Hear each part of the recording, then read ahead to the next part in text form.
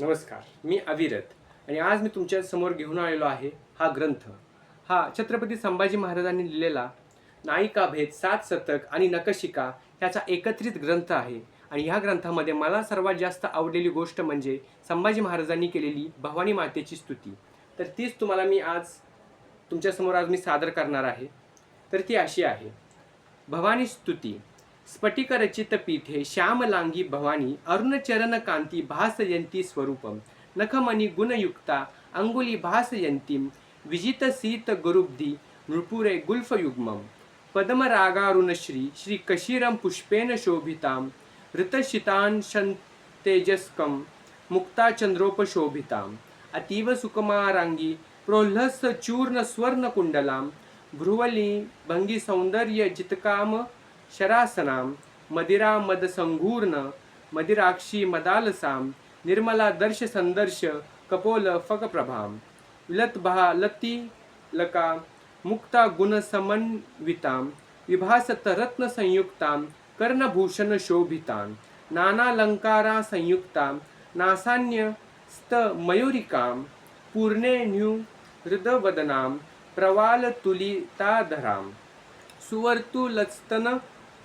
द्वंद्व मुक्तांकंचुकिका वृत्तां चतुर्भुजां पद्महस्तां पद्मनेत्र विराजितां रतिरक्तां शंभुकांतां निम्ननाभि तनुदरीं कृशमध्यां कृशांगींच ध्यानयोगासने रतां विलसद्रक्तवसनां रक्तकांची परिवृत्तां विशाल जगनां रम्यां सौंदर्यदार्या मंदिरां सुवर्णरंभां दंभारीं मृदुलोरु विराजितां कामे शुद्धि सुह्यजंघां जानु युग्मोपशोभितां इति चंद्रचूड रमणी स्तुति मेतां धरणीश शंभुरचितां अतिभक्त्या मनुजं पठे दनुदिनीं स किलोच्च भुवि भारत जल धिजा निलयं स्यात्.